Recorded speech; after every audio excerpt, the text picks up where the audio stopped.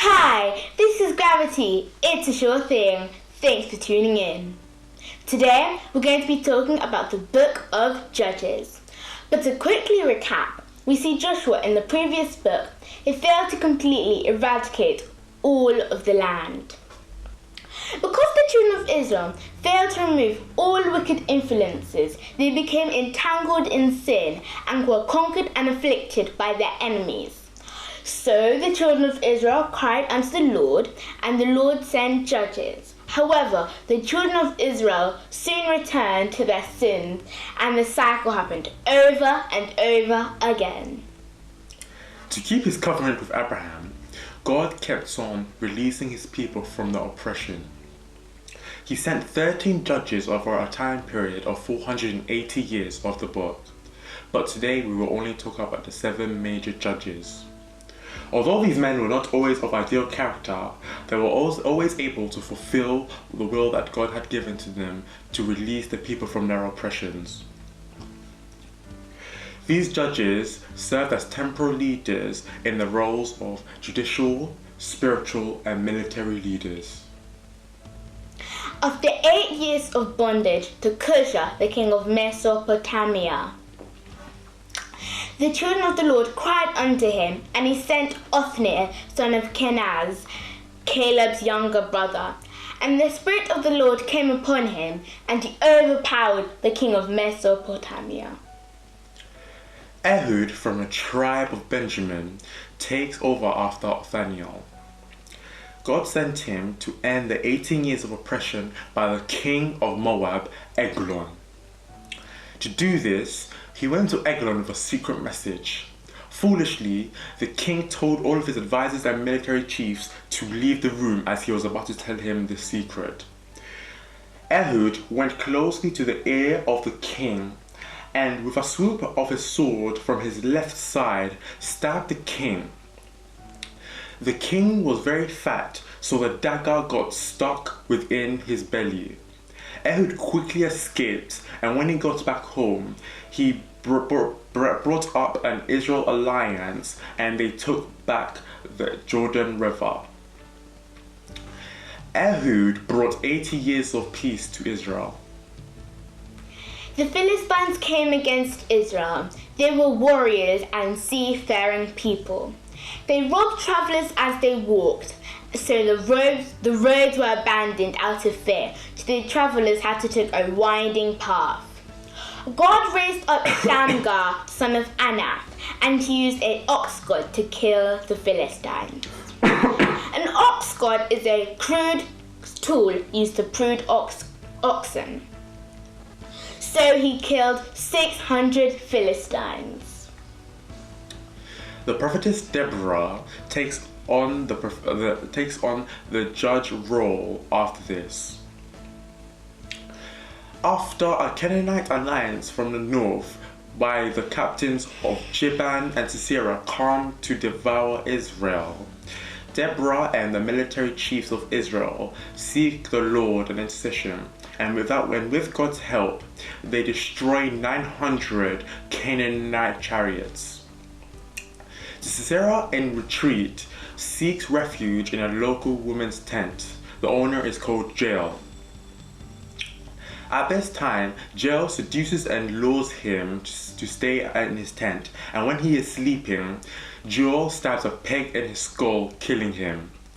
Deborah recounts this victory in a lengthy song, exalting God as a warrior. God calls upon Gideon from the tribe of Manasseh to free God's people out of the heavy oppression by both the Midianites and the Amalekites.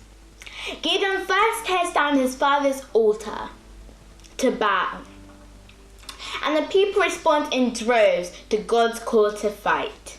But God demands fewer men for battle, and with the sound of trumpets and broken jars, the children of Israel emit such a clamorous war cry, and the Midianites start killing each other. The people try to make Gideon their king, but Gideon responds and says, God is ruler over Israel. Gideon's victory rewards in 40 years of peace. Baal worship once more plagues Israel.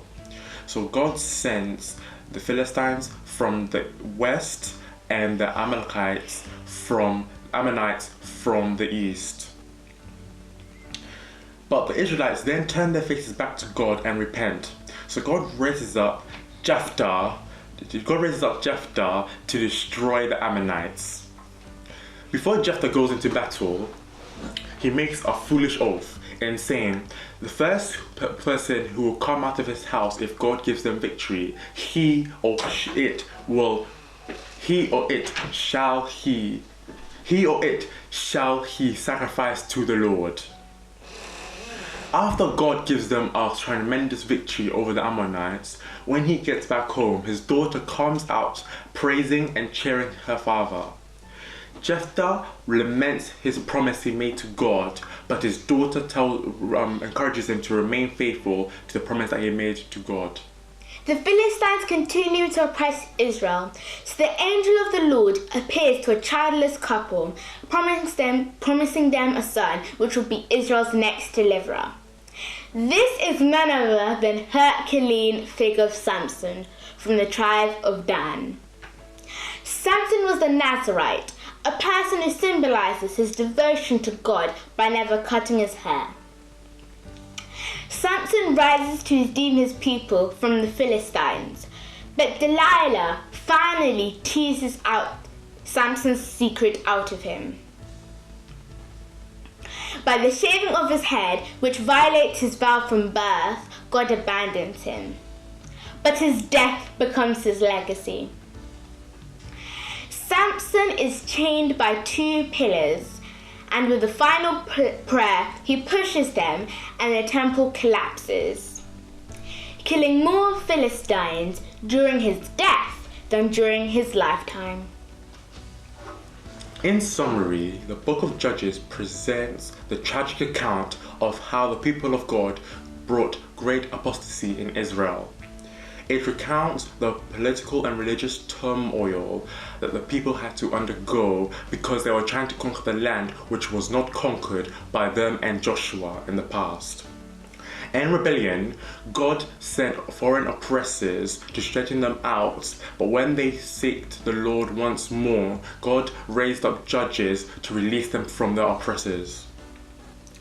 The book of Judges shows the faithfulness of God.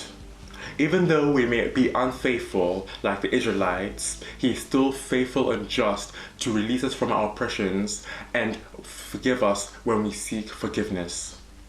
Thank you for watching. You can follow our page. It's called Gravity. It's a sure thing.